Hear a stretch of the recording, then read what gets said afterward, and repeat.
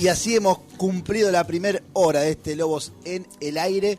En un rato hay sorteos. En un rato la gente sigue escribiendo. Está repleto el Instagram de mensajes 2236-898815. Pero ahora es momento de la entrevista prometida. En el ciclo de entrevistas que maneja el amigo Facu ahí desde su Instagram, desde Fantasía Utópica, desde FTM. Hoy tenemos la visita de Pato Duhalde, a quien le decimos gracias por estar con nosotros. Por favor, un placer. Gracias a ustedes. Te saludo acá atrás de la pecera. Hoy va a ser una entrevista. Buenísimo. Va a ser una entrevista en conjunto hoy, ya que está más cerca de ustedes que de mí. Pero bueno, vamos a hacer una especie de recorrido histórico por tu carrera.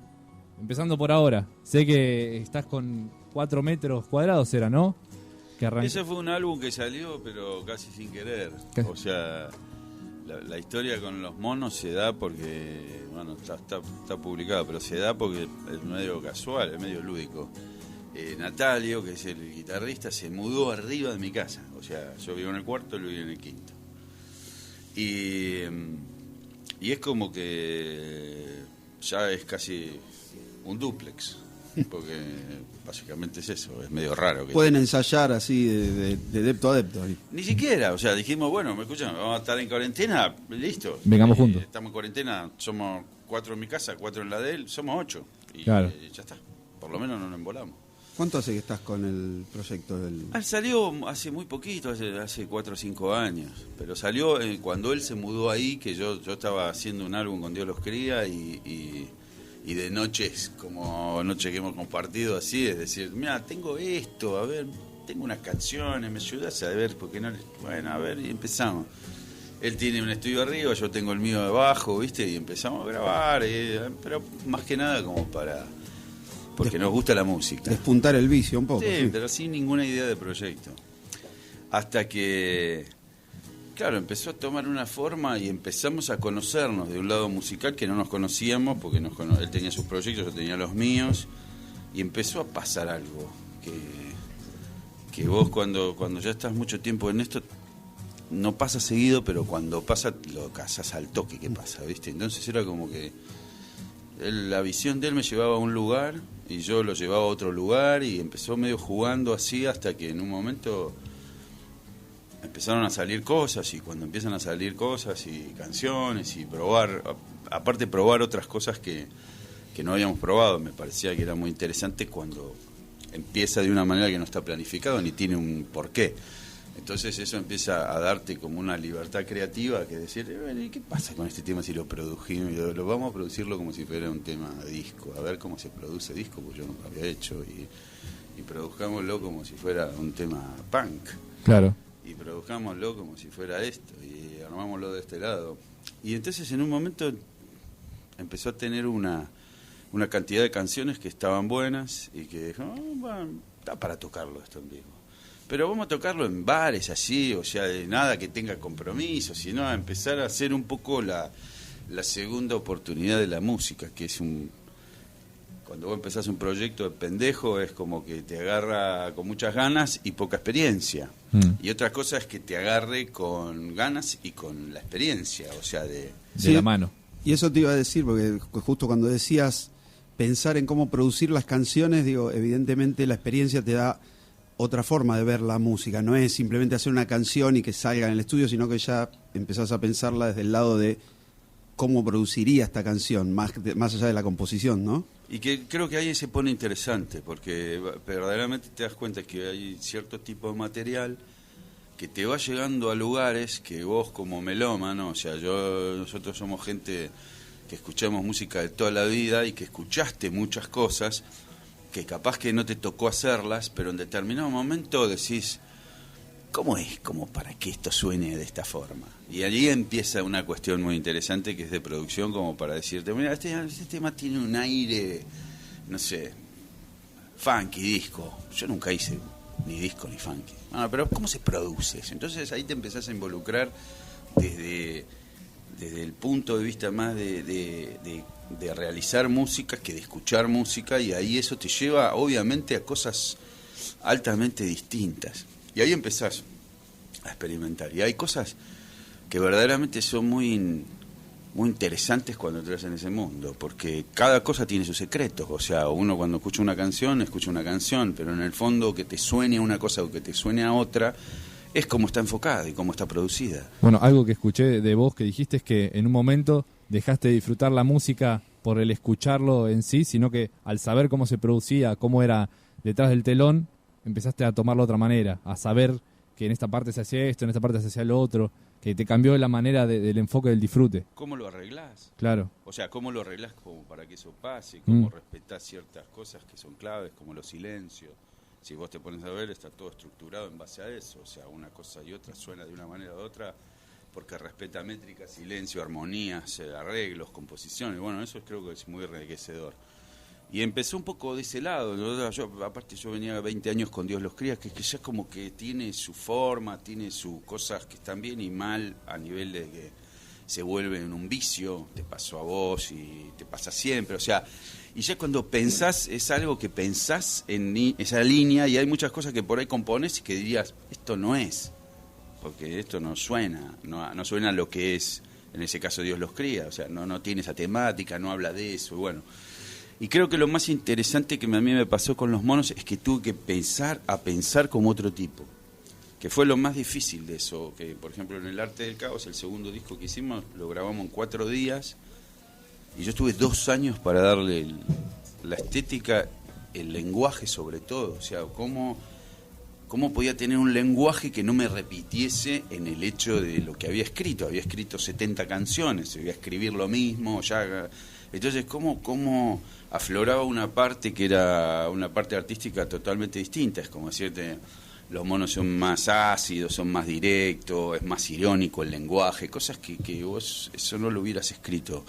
Por ejemplo, en Dios los cría no cabería hacerlo porque tenía otra forma, otro lenguaje, otra cosa. Y ahí empezás a encontrar un desafío creativo que es, me parece, lo más interesante que tuvo para mí el proyecto, ¿no? Más allá que después a la gente que conoce le guste más uno que el otro, no importaba, pero artísticamente sí tenía como un desafío interesante, que era pensar ser vos, pero ser otro vos. O sea, que después de 20 años capaz que sos otro vos. Sí, pero lo que pasa es que es como que uno tiene una construcción de personajes y de cosas que de repente sirven para algunas cosas y para otras no. Las personalidades están compuestas por diferentes facetas, que probablemente muchas veces en una cosa se conoce de una manera, pero vos en tu vida vos tenés muchas facetas de cosas. Bueno, el tema es cómo aplicar esas historias, cómo aplicar esas visiones. Y creo que un poco de lo que pasó interesante fue eso, ¿no? Que empezamos por lo menos yo empecé a reconocer otra forma de ver las cosas y otra forma de decir las cosas. Es como pasa con los deportistas que dejan de correr atrás de la pelota y empiezan a saber jugar, a mover, a ver la cancha y todo por ahí un poco. Sí, tiene cierto paralelo. Y hay tipos que empezaron jugando de una manera y después terminan jugando de otra forma y es el mismo tipo. Pero como que fueron encauzando encauzando su historia realmente en diferentes posibilidades, y eso me parece que era una de las cosas más interesantes que salió. Tengo una pregunta para ambos, porque yo tengo una banda de fantasía utópica, pero estamos recién arrancando, y ya encuentro diferentes momentos de bloqueo por ahí con otro integrante por diferentes gustos musicales, en donde choco con uno y por ahí no se abre a crear música nueva. Como dijo él, se tuvo que ir de Dios los cría para reinventarse. ¿Creen que ya hay un punto en una banda en donde ya no se puede querer ir a otro lado musical, no se puede hacer algo nuevo? ¿Hay un límite compositivo? Según cómo concibas los proyectos. Si vos concebís que los proyectos son eternos, es como que vas a llevar el proyecto por ahí a un lugar que no necesita ir. Y si vos concebís que vos tenés muchas posibilidades artísticas, a veces es necesario saltar de una etapa a la otra. Entiendo. O sea, si analizan la música, hay pocos casos donde duran mucho tiempo. Claro. O sea, y hay expresiones y obras, boludo, que son muy cortitas. Bueno, vos con Beatles te vas a dar cuenta, pasó todo en 8 años. 8 años, pero si vos lo llevas a eso, o sea, lo llevas a cosas que han dejado una marca fuerte, nada ha durado mucho más de 7, 8 años.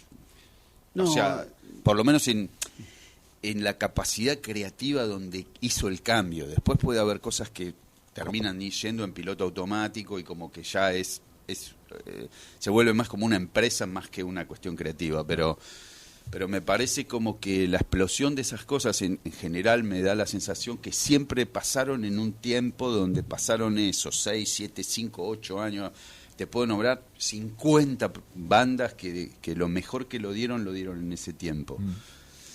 Y bueno, y de repente correspondía a eso. Después encontrás tipos que en eso lo hicieron como estratos de su vida. Un Bowie, que pasó por 1000 caras. Y vos decías, ¿cuándo? O sea, no se agota más este chabón. No, pero esos son 5 casos en la historia. Dylan, Bowie lo que y quieras, 3 más. Pero ahí hay como una cierta libertad creativa que hizo que cuando había que romperlo algo se rompía. Y empezaba otra cosa. Y hay gente que no lo sabes que hubiese pasado en ese momento, porque por ahí después el mismo proyecto te llevó a ser como una gran empresa y que es lo difícil de salirte. O sea, eso es lo que pasaba, por ejemplo, con varias bandas o siguen funcionando, que es más como que todo el entorno hace que deba seguir funcionando más que lo que obviamente lo que lo mueve, ¿no? Obviamente. Que la primera chispa artística, Sí, eso se va perdiendo. Bueno, eso ya es muy particular de cada uno, de cada persona, y si querés continuarlo o no. Es un tema complicado. Igual lo que vos decías de, por ahí, el músico que quiere apertura o el músico que quiere cierre, y ahí no hay una verdad absoluta, digamos. Siempre cuando arranca una banda necesitas las dos cosas. Necesitas abrir ciertas cosas, pero también necesitas cerrar filas para definir tu estilo. Entonces, lo bueno de la música es eso, que no hay una verdad absoluta. No, lo bueno es que es un experimento. Claro. Y vos te das cuenta hasta dónde sirve el experimento y dónde no. Y me parece que lo más sincero en ese punto es decirte, bueno, esto llegó hasta acá. O sea, lo mejor que ya tuvo que darlo, ya lo dio. Ahí en eso coincidimos 100%. Sí, y capaz que no es necesario más. Entiendo. O sea, y aparte porque me parece que es algo que cuando estás en un proyecto y pasan las cosas, pasan y no se explican, no son estados racionales, son estados emocionales a full, y es cuando explotan las cosas, explotan, y cuando vos vas a un show y vos ves que hay una química que está pasando con vos, la gente, y con todo lo demás, eso tiene su momento, y después cuando deja de pasar eso, ya pasó. No es para tocar un tema sensible, pero eso de cierta forma, recuerdo en una nota que leí que contabas que en Casa Rock, en la última fecha, creo que fue de Dios los cría, sentiste de cierta forma eso, que lo que la gente sentía era con los temas de los primeros discos y ya con lo nuevo por ahí no había tanta química o seguía funcionando demasiado bien al principio y no tanto con lo nuevo.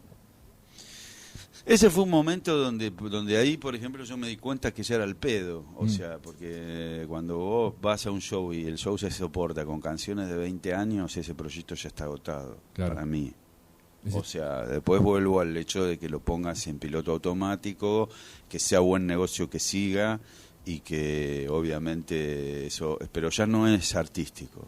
Claro, y eso en determinado momento debes ser sincero, porque en el fondo me da la sensación que perderías de probar otras cosas. Claro. O sea, perderías de experimentar, porque básicamente es esto, o sea, es de la misma manera que hay grandes proyectos, hay pocos tipos que viven de esto. Es muy cambiante. Entonces, en el fondo, viste, es más un experimento y una cosa de hacerlo porque realmente amás en hacerlo que el hecho del business, porque el negocio, él ha tenido 25 años banda, yo también, y vos sabés que es fluctuante y que siempre es para los que no van a los shows. Esa es una gran frase. O sea, todo lo que se hace es para el tipo que no va a los conciertos. Entonces, nos está yendo fantástico. Y esto es mentira. Claro. En el fondo es todo un gran bolazo y es una industria que es una ilusión, es una fantasía y que vive de alimentar esa fantasía. Pero en el fondo las realidades son distintas. Entonces, en determinado momento decís, pero ¿cómo es? O sea, cuando lo dejas de disfrutar, o sea, para el tipo que lo hace porque le encanta hacerlo, ya pierde el sentido. ¿Y a vos te retuvieron un poco cuando quisiste avanzar en otra etapa? Para que te retuvieron, para que mantuvieras el... Lo que pasa es que eso es lo mismo que te pasa a vos como consumidor de música, como melómano. Vos te enamoraste de alguien y pensás que ese enamoramiento tiene que ser eterno. Y eso es una condición que nos es a todos. igual, ¿viste? Te enamoraste de la chica y pensás que esa chica no va a cambiar en el tiempo, y va a cambiar, y vos te enamoraste del chico que te gustaba y pensás que no va a cambiar, y va a cambiar, porque es dinámico. Entiendo. Y cuando vos te enamorás de un proyecto es lo mismo que yo me acuerdo de pendejo que me estaba enamorado de Police y yo quería que todos los temas sonaran, boludo, a Regata de Blanc, ¿viste? Claro. Y después cuando hicieron, por ejemplo, no sé, Fantasma en la Máquina, yo decía, ¿qué es esto, chaval? Se volvieron locos, ¿viste? ¿Cómo no tiene la viola de Summer que decía chan, chan, chan, chan? ¿Dónde está la viola de Summer? No está. Y boludo, y capaz que no necesitaba esa viola más, Summer. Claro. Por decirte una boludez. Y después te pasa en eso en miles de cosas. O sea, en desarrollo. Pero vos te enamorás de una parte. Y vos necesitas que sea eterna. Y eso es lo que lo condenás al músico a que sea eso. Que te dé siempre lo que vos necesitas. Y a veces no es así. Ya que estoy teniendo una masterclass acá con dos referentes locales, le quería preguntar si se han cruzado alguna vez ustedes en sus respectivas bandas. Sí, Che, yo todavía, mira, justo te iba a preguntar porque iba a ir al comienzo y orígenes, allá por los años 80, me viene a la mente un afiche donde creo que tocamos juntos, pero vos tenías una banda que se llamaba El Pasajero, ¿puede ser? Una de mis primeras bandas. Sí. Creo, me acordé porque creo que tengo el afiche y no sé si no lo habías diseñado vos. Sí, tenía unas patitas rojas. Eso, Muy totalmente, bueno. con las patitas. Eso sí me acuerdo. Y eso era los principios de todo. Yo a la música entré muy casual porque nunca tuve proyecto. Me encantaba escuchar música y me pasaba horas escuchando música, pero nunca me hubiera pensado ser protagonista de la música y menos cantar. O sea, se dio medio, yo estudiaba en la escuela de arte y mis amigos tocaban y yo estaba al pedo. Boludo, ¿En qué escuela? Que todos se cagaban de risa y decía, bueno, ¿yo qué puedo hacer? Y voy a cantar, bueno, dame que vamos. Y empezó medio jugando así. ¿En qué escuela de arte estudiaste? ¿Eh? ¿En qué escuela de arte estudiaste? En la Malarro. En la Malarro, mirá, compañeros de estudio fuimos entonces. Sí. Estaba en la Malarro, bueno, cuando la Malarro estaba en Funes, que era como antes que se inundara. templo de Malarro, después lo cambiaron, pero en ese momento había como una explosión artística muy interesante. Y además han salido tipos que hoy, bueno, han hecho cosas increíbles, ¿no? Y era como que había una comunidad ahí de arte y de cosas, y se formaban experiencias interesantísimas. Y había mucha combinación de eso, ¿viste? De plástica, de diseño, de música, de toda esa historia. Y ahí empezás a encontrar... Nosotros básicamente lo que somos comunicadores, o sea, y entretenedores, es más o menos eso. Uno tiene como todo tipo que más o menos se dedica al arte, primero es un rompebolas, es un inconformista y lo que trata de meter un punto de vista que cree que puede modificar algo. Y ese es el motivo por qué empieza a hacerlo. O al menos representar a alguna gente también, ¿no? Sí, Hay claro. casos. Y te iba a preguntar, vos después estudiaste arquitectura. Después terminé en diseño y me metí a estudiar arquitectura, pero porque diseño me parecía que era como muy limitado, entonces me gustaba más diseñar espacios y ver lo que ¿Qué pasaba. ¿Qué relación ves entre la música y la arquitectura? Porque cuando te escuchaba decir el tema de ver las canciones Es igual, desde es un igual. punto de vista de producción y eso, por ahí... Es lo mismo. Es más, es tan paralelo y tan... Porque vos para empezar a hacer una canción es lo mismo que cuando empezás una obra, tenés que empezar por los cimientos y eso va hasta que lo terminás de producir y le das el color, el detalle y la sensación, pero si todo lo que armaste abajo no tiene solidez, si no tiene base, todo lo que ves que te deslumbra es un cartón pintado, entonces tiene lo mismo. Me viene a la mente no sé si recordás la frase que dijo el Indio sobre Cerati, que era un gran arquitecto de la música. Creo que fue Charlie ese. No quiero confundirte, creo que fue en el funeral de... Yo lo digo como fan de Charlie. Y ahora me está pegando, me está mirando Marfer. Bueno, no importa. Puede ser igual, Es una frase interesante. Pensé lo mismo. Cerati, por ejemplo, que me pareció una buena definición, ¿no? Un tipo que desde la creación de la música veía la producción. Yo tuve la suerte de verlo laburar toda una jornada y era increíble. Podía estar una hora con una reverb de un tambor. Obvio. Mirá. Y eso es... Pero no hay manera de no hacerlo así. O sea... Viste que hay a veces algunos qué sé yo, los auténticos decadentes, por ejemplo, me acuerdo de ir a un ensayo, una vuelta grabamos unas voces para un disco, yo digo, estos tipos desde el caos... Sí, producen algo. Empiezan a armar al revés desde el caos. Pero en el fondo encuentran que eso es su estética, su alimentación es su estética, ¿me entendés? Y es meritorio porque vos querés hacerlo y no te sale, entonces ahí empieza a parecer algo genuino. En general... En los procesos de música y de producción y de tipo que quiere ir dando pasos en general, Básicamente la cuestión está en la experimentación, y la experimentación lleva tiempo, no hay vuelta de hacerlo. Si vos lo llevas a arquitectura o en diseño, capaz que estás rompiendo la bola con una cosa 200 horas, y que vos decís, pero está bien. Y vos, el que lo está haciendo, decía, no está bien. ¿Pero por qué no? Si ya está. No está. O sea, uno entiende dónde quiere ir. Y la única forma es probarlo y probarlo y probarlo y probarlo y probarlo hasta que realmente te convence. Y ahí es donde me parece que empieza a pasar. Hay gente que donde le convence que ciertas cosas sea de una manera, y hay tipo que le convence que sea de otra. El problema es cuando vos estás en paz con lo que estás buscando. Claro. Si no vas a escucharlo, es el problema que tenés siempre. Vos una cagada en un disco lo vas a escuchar toda tu vida. Eso sí.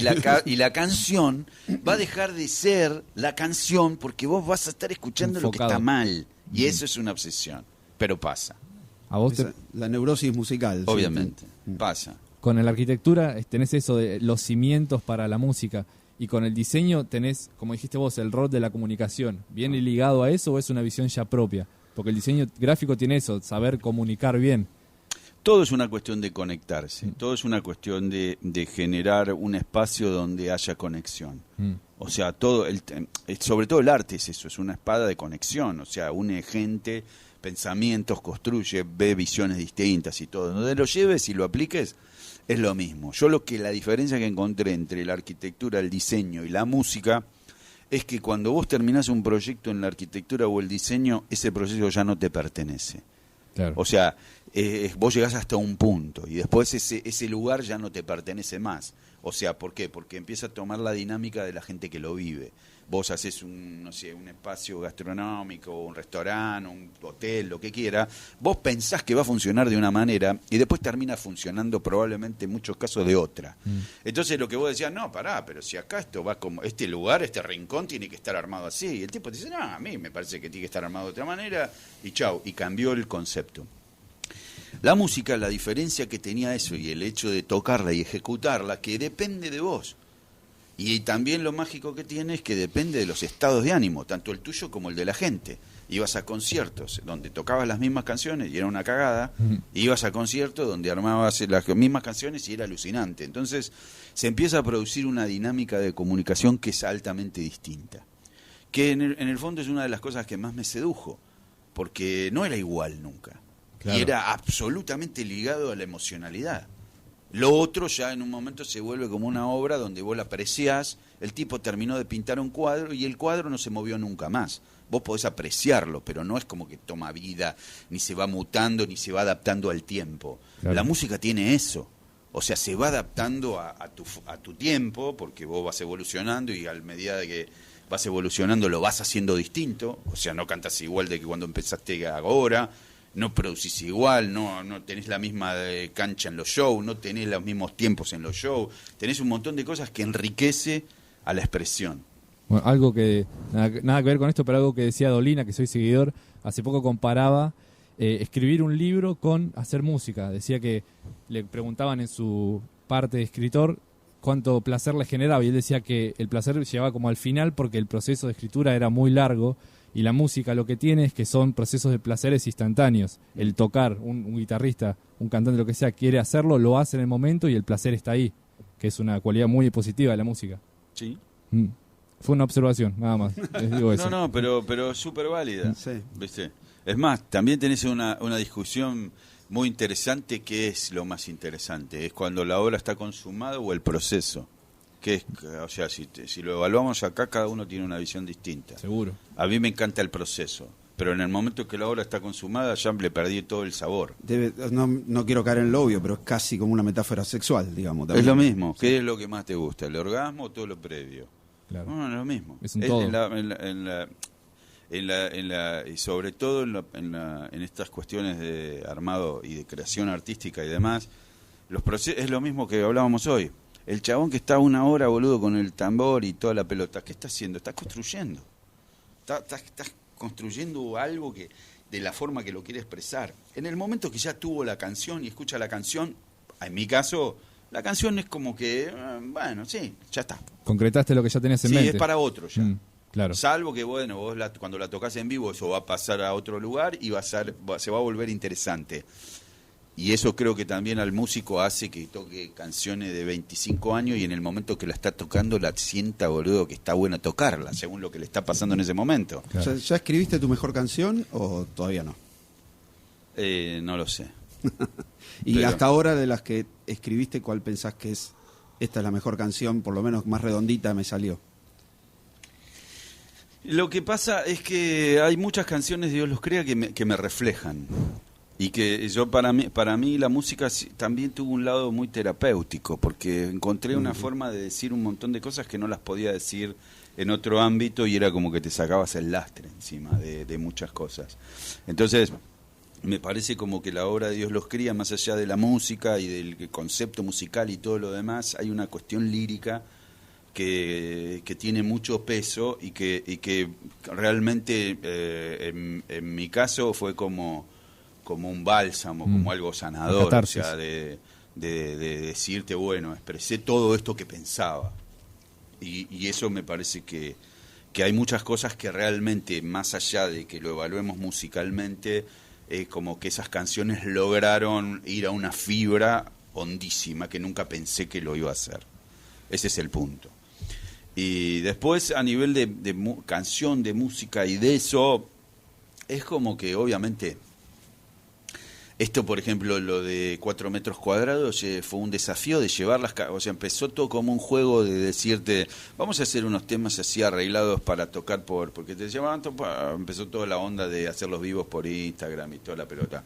Y nos juntamos con Natalia un día en la terraza y dice, vamos a ver si podemos adaptar las canciones para tocarla con 2 acústicas. Y empezó medio un juego así. Con sonidos también medios extraños, ¿no? De claro, golpeteos. pero una cosa era que vos la fogonearas, que hiciéramos, bueno, arreglamos la parte y la tocamos, y es la misma canción fogoneada, claro, hecha en guitarra, que no tenía nada.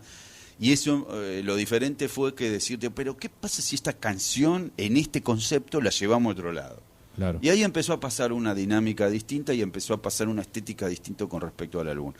Y las canciones de esas, que no, o sea, tienen un formato acústico porque era la única forma con que podían hacerse. O sea, nosotros básicamente lo que pudimos hacer es decirte, bueno, vamos a hacer música con lo que hay. Porque también estábamos en un departamento donde tenía unas guitarras, unas acústicas, algo de programación, un piano viejo que tenía Natalio ahí, cuchara, huevito, tijera. Bueno, vamos a hacer un hi-hat con tijera, a ver cómo da. Adaptarse a la situación. Parece, boludo, suena. Y empezaste, o sea, en un tiempo de 40 días, donde yo nunca había experimentado pensar en música 40 días desde que me levantaba hasta que me iba a dormir, porque quieras o no, hemos vivido en proyectos musicales y todo lo demás, pero nunca tuviste full time. Exacto. No sé si a vos te pasó, Fer, pero full time de decirte, o sea, tiren bomba, no me importa nada, no me llama ni mi mujer, ni mis hijos, ni nada. O sea, tengo solamente todo el tiempo para hacer esto. Nunca me pasó. Siempre podía tener el mayor tiempo para poder hacerlo, pero no era full time. Decirte, bueno, explota el mundo a la mierda. Claro. Y claro, no podía Sin explotar distracciones. nunca porque estaba todo en el mismo lugar, o sea que... Y fue una experiencia tremenda, o sea, de alta concentración en algo. Y era decir, bueno, me desperté ya pensando cómo podíamos arreglar esa parte. Vení, vamos a probar esto, vamos a hacer el otro, vamos ahí, fíjate cómo da esto, y empieza a pasar algo que pasó, que empieza a hacer eso, una cuestión creativa. Me parece lo más interesante que logra es agarrar lo contemporáneo de la historia, o sea, agarra un estado de emocional y lo plasma, que yo no lo había podido hacer, porque siempre de tus canciones, a los momentos de los que los grabás, pasan tiempo, no está agarrado en ese momento. ¿Entendés? Vos componés una canción, hasta que la grabás y sale y se difunde, vos ya sos otro. Ya pasó 1 año y medio, 2, ponele, o lo que fuera. Insistía con esa historia siempre a Lennon, que decía, yo quiero componer un tema, grabarlo al otro día y que esté a la venta al día siguiente. Y lo hizo un par de veces porque necesitaba esa inmediatez que a veces se pierde. Y más ahora con estos procesos largos de, no, empecé a grabar el disco y estoy metiendo unas violas y todo eso, para mí también es peligroso. Y me acuerdo cuando hice yo mi primer disco solista, dije, quiero grabar en 1 semana. Grabar, mezclar y que el disco salga, porque si no... caes en eso. La música necesita inmediatez porque si no deja de representarte. Eso es lo que... Claro, lo que siempre te pasó, o sea, es lo mismo. O sea, yo me acuerdo que había lapsos entre que creabas una canción hasta que la editabas, que pasaban 2 años. Con sí, suerte. ahora pienso distinto, capaz ya, sí. Seguro. Bueno, hay una banda que me hiciste pensar por eso de las videollamadas y los vivos de Instagram, que es el Plan de la Mariposa de Necochea, que en una semana, con comentarios y mensajes de los fans, armaron todo un disco y lo sacaron al instante. También yo creo que, como dijiste vos, a los artistas les debe haber, no sé si hecho bien, pero focalizado totalmente en lo suyo este encierro, en no tener distracciones de otro sentido. Lo que pasa es que me da la sensación que tiene 2 facetas, vos la podés ver. Por un lado es una cosa altamente caótica, una película, algo que siempre lo viste en Hollywood, que era o el fin del mundo, y de repente un día te das cuenta que estás inmerso en eso, que el mundo se paró por primera vez en la historia del mundo, boludo, porque no hubo guerras sectorizadas, hubo un montón de cosas, pero nada paró a la humanidad en seco. Pero no era que tuviste tiempo para pensar, boludo. Pasó de una semana a la otra. Y que todo en una película y que en el momento pasa todo eso. Y eso en un momento se pone como que te deja sin excusa. O sea, nosotros somos personas que vivimos excusándonos y siempre vamos a hacer algo que le buscamos la excusa para no hacerlo y lo dejamos postergado y lo vamos a hacer más allá y ahora no puedo, boludo, porque se me complica. Y en un momento, boludo, decís, ya está, no tenés más excusa. A ver qué es lo creativo que tenés para poner. ¿Cuáles son tus todo armas? todo lo que tenías pendiente en tu vida, porque me parece que la pandemia, lo más interesante que deja expuesto sobre todo a la humanidad es lo que está bien y lo que está mal. Y si vos me lo decís en personal, en lo que yo creo es que nosotros somos una humanidad construida sobre malas decisiones, 90%, a buenas decisiones, un 10%. Y esto te lo expone en todo. En cómo elegís tus formas de mundo, de estructuras, líderes políticos, todo es una zaraza, boludo. O sea, todo agarrado de hilo, todo que no estamos preparados para que pase nada de lo que no podemos controlar. O sea, todo eso te deja... No está planificado, digamos. No está planificado. Porque no creo que... Es lo mismo que pasa con eso. Creo que la dinámica del mundo cada vez más hace que cada vez tengas menos plan. Porque cada vez tenés menos tiempo de sentarte a parar la pelota, esperar, decir, loco, ¿cómo sería la mejor solución para esto? O sea, se hace a prueba y error. Sí. Claro, pero es una experimentación sobre marcha y eso no existe. O sea, cuando vos querés, ponés mucho en riesgo para que eso pase. Cuando vas tapando bucos, nunca vas a tener algo, boludo, que esté bien.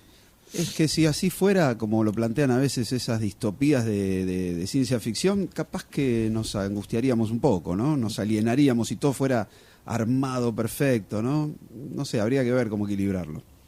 Es un desafío. Capaz que no existiría el arte para... Puede ser, es un desafío, pero en el fondo la conclusión que por ahí te deja es que somos más autodestructivos, boludo, que constructivos. Sí, somos animalitos, eso sí, cada tanto. Pero nos fuimos a cualquier lado, ¿no? Nos perdimos de la música. Tengo una última pregunta como para no sacarle tanto tiempo, que es lo positivo, si querés poner de alguna manera, fue el enfoque en lo musical. Pero sé que también el tema de los locales, sé que vos estás con Teatriz y que el cierre durante 4 o 5 meses debe ser la parte totalmente negativa en tu vida, en la vida de cualquier comerciante. ¿O no? ¿O no? ¿O no? Lo de Teatriz tiene lo mismo más o menos que pasa con toda esta dinámica.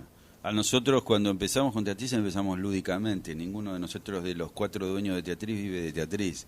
Era algo que queríamos hacer porque nos encantaba y porque no entendíamos cómo Mar del Plata no podía llegar a tener un lugar donde fuera una sala que tuviera muy buena calidad y que trajera un montón de cosas que en Mar del Plata no pasaban, o solamente pasaban en verano. Y vos decís, ¿cómo? O sea, la conclusión es esa. O sea, las ciudades están buenas porque tienen buen contenido. O sea, no está buena porque te tocó un lugar. Bueno, Nueva York no es distinta de otras ciudades, boludo, porque tiene buen contenido a todo nivel. A nivel ocio, empresarial, creativo, arte, todo. Vos no te abruma nunca podés llegarle a seguir el paso. Sí. Pero básicamente es eso.